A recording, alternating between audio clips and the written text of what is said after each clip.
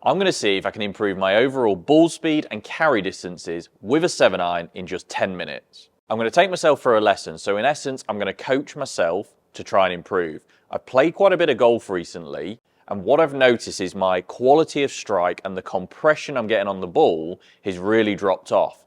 I'm almost a club shorter with my irons than I typically am, which I know as a result, I must be moving poorly in a certain way.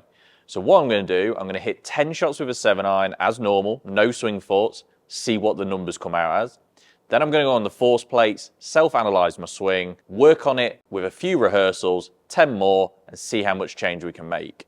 And whatever I choose to do, there might be something in it for you that can improve your swing and overall ball speed. Okay, so let's see 10 swings, let's get some data. And for those eagle-eyed viewers, I am using a refurb ball for the purpose of today, so you might notice that my overall distance is probably compared to some of the past yardage I create will be a little bit down just purely because of that. So I don't want you thinking I'm almost cheating this.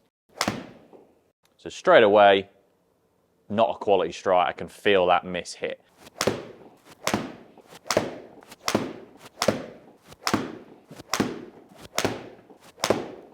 Okay, so that's 10 7-irons. They all actually felt pretty good. There was a few of those sort of thinner strikes where I'm lacking the compression that I've been noticing.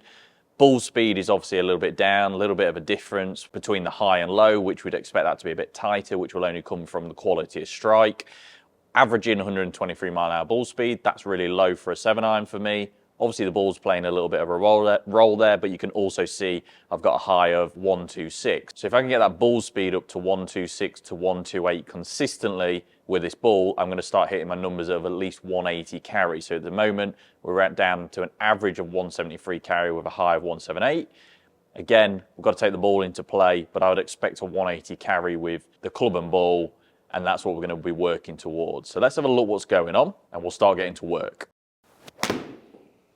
Okay, so really quick look. Obviously, I'm looking for a few aspects. Now, what it feels like during the swing is I'm almost hitting off my back foot. It feels like there's a lot of slide towards the target, which is a notorious fault of mine, and almost like I'm hitting up on it. The driver itself has been really good, so you can probably see why that movement would be more effective than with the irons.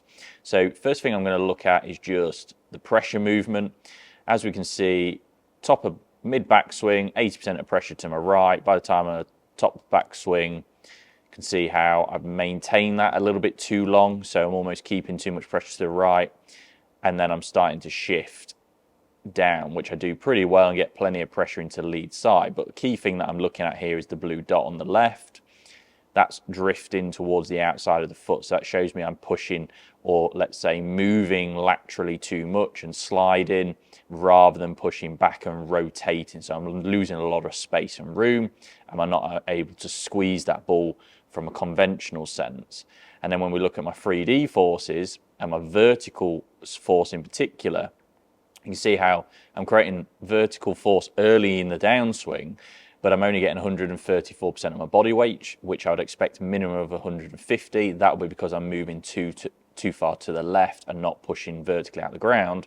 But probably more importantly is we see, as I deliver the club, a little drop off and then a re-spike through the hit. Now this is a perfect example of me essentially staying in posture for too long, and that's me trying to find contact with the ball because essentially I'm not stable enough. So there's a couple of things I can work on that are really simple there, that are feels that I've done in the past, and hopefully we'll start to see a big shift. If you want to get tested on the force plates with me, understand your ground forces and get some help on how you can improve your swing biomechanics and look at your physical limitations, get in touch to come and see me for an assessment, or we can do some online stuff through Sportsbox and 3D analysis. I know what I need to look for and how that relates to ground force and how it links also into your body movement. We can do that remotely wherever you are in the world, or if you're closer, want to spend a couple of hours with me, get in touch. Okay, so I'm going to go through some really simple feels for myself that I know can improve this movement. I haven't got any training aids with me, which in some ways is a really good thing, because what I'm hopefully can demonstrate to you is through good awareness and understanding and then a feel of movement, we can still make an instant change. So a really simple thing I'm going to focus on, I'm just going to go to a split grip. I'm going to focus on, I'm loading pressure into the right side, but by the time I get to the top of backswing, I want to feel like I'm almost the back of my hip, so my coccyx is almost starting to really point to target. So that will force my shift, my pressure shift moving laterally earlier, and now I'm in a place where I can push off the ball of that lead foot. So when I bring the club down, I'm going to feel like I can almost jump out and rotate back. So that will get my vertical forces happening more efficiently, and that will get more delivery and pressure on the club head. So just a couple of feels where I'm just going to go there. Okay, and then I'm just going to apply that. Now, hopefully we're not going to see what the numbers are, and then we're going to hit 10 more. And we're just going to go really that simple and see how it feels. Okay, that felt totally different. Totally different. Okay, so first shot, obviously I'm learning to coordinate that. 126 was okay, so 125 ball speed, and that's just still trying to feel it. Okay, so that's 1-1 practice swing. I'm going to keep it that simple. There's enough evidence there. I've got enough feel. So I'm going to go 10 again. I'm going to see what we can change.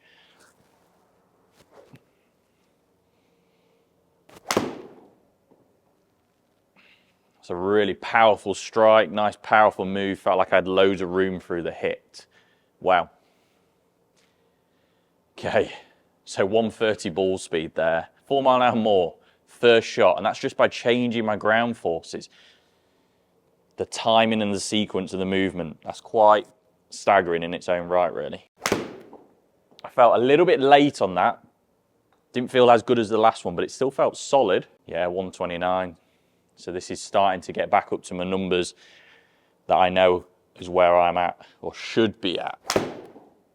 Really late on that, I could feel I didn't get pressure into my lead side early enough in the backswing, so just feeling real. I think that'll be a weaker strike, a weaker ball speed, but not terrible.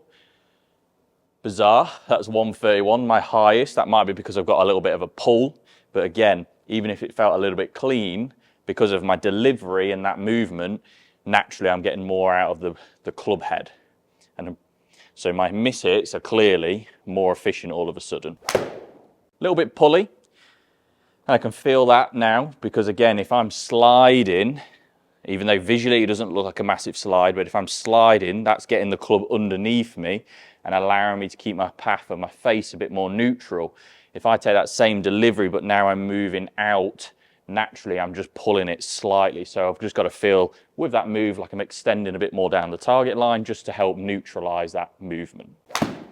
Too much to think about there, and that's the danger, isn't it, when you go from sort of being reactive to trying to create a few different feels and moves. So I'm just going to stick to what I had first, because the pulls are not terrible shots and they're not far off, and they can soon get back to hitting them pretty straight. They're not terrible in terms of direction, but obviously we're focusing on ball speed and carry. So I need to keep that in mind and just stay committed to the move and the feel that we were looking at. Again, nice powerful strike. Genuinely, that's the best I've struck irons consistently in a long time. 134 mile an hour ball speed, and that's with a refurb. A little bit of a thin one.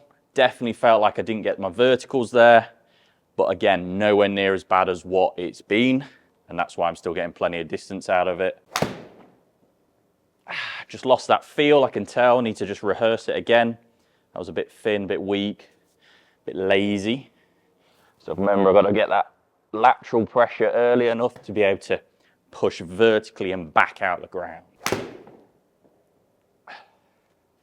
was really well compressed. Again, a little bit pulley, but we know that's going to happen in the short term with that move, just because my club delivery is going to be a bit out.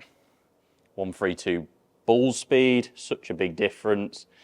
Makes life so much easier when we've got comfortable ball speed and distance. That felt, in terms of movement through the ball and the movement talking about, one of the better ones, regardless of ball speed. There's real evidence that by changing your ground forces but knowing what to change specifically and getting the right feel, it can obviously increase the ball speed and carry distances literally instantly. I did one practice swing and only one practice swing. Now, straight away, my average ball speed is, let's call it 129, and that's with a shot down at 119, which was almost like borderline a shank. So if we took that away, we're probably closer to 130, which is a 7-iron minimum is what I'd be looking for with a proper ball. So it's evidence that that change through more compression, I'm not swinging the club necessarily any faster, but through better delivery of the club, we're getting completely different outcomes. Although I didn't talk about launch angle last time, you can see this is an average of 16 degrees, where before I was getting plenty over in the 20 in it.